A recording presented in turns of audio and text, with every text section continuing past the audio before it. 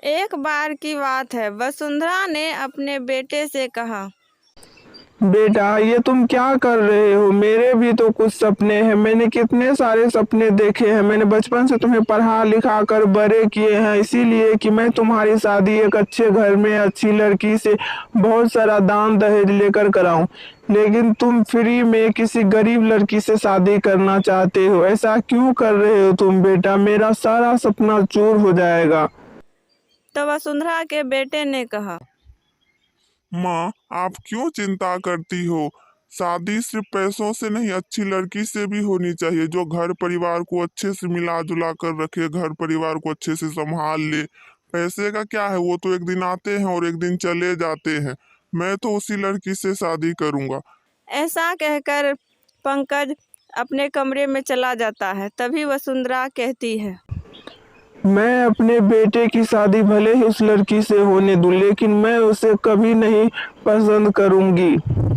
तो वसुंधरा के पति ने कहा, हाँ भाग्यवान, तुम्हें जैसा करना हो तुम करती रहना। कुछ समय बाद पंकज ने शादी कर ली और अपने माँ से कहा, माँ, मैंने कहा था ना, यह तुम्हारी अच्छी सी देखभाल करेगी और तुम्हें कभी कोई शिकायत का मौका नहीं देगी। तो वसुंधरा ने कहा, लड़की कोई भी हो, मुझे सिर्फ पैसे से मतलब है। हाँ, तुम्हारे लिए तो यह तुम्हारे ही सब गुण संपन्न है, लेकिन मेरे लिए नहीं। कुछ साल बीत गए और पंकज को एक बेटी हुआ और कहा, माँ, सालों बाद हमारे घर में लक्ष्मी आई और भगवान की कृपा से अब हमारे पास कोई धन संपत्ति की कमी नहीं है। तो वसुंधरा ने कहा, अगर लड़का होता तो हमारे पास और भी धन आते, लेकिन यह तो लड़की हुई है जो आज न कल बहुत सारा धन लेकर चले जाएगी। तो पंकज ने कहा, माँ, आप तो हमेशा ही उल्टी बातें करती रहती हैं।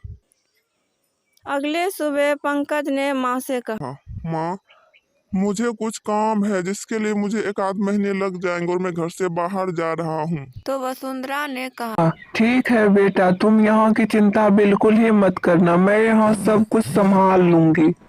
ऐसा कहकर पंकज घर से बाहर चला जाता है और इधर वसुंधरा इसी दिन का इंतजार कर रही थी। उसी रात वह पंकज की पत्नी के कमरे में आई और बोली, सालों से मैं इसी दिन का इंतजार कर रही थी। आज मेरा बदला पूरा होगा। तू गरीब मेरे परिवार में कहाँ से मिल गई? आज मैं तुझे नहीं छोड़ूंगी। तो बहू ने कहा, माँ जी, मैंने तो हमेशा ही आप लोगों की सेवा की है। मेरे घर से भले ही दान दहेज नहीं आया, इसमें मेरी क्या गलती है? तो सास ने कहा, तेरी गलती यही है कि तू गरीब है और अपने मायके से दान दहेज नहीं लाई है।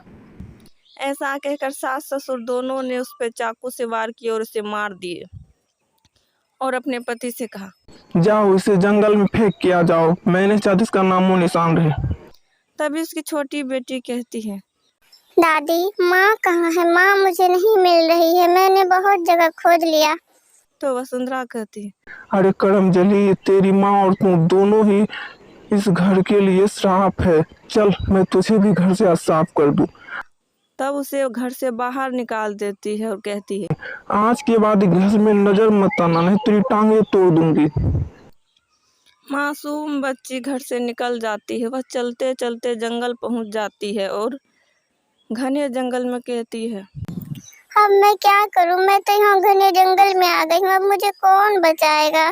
ऐसा कहकर वो रोने लगती है और कुछ दूर जाती है और एक पेड़ के पास वह रोने लगती है।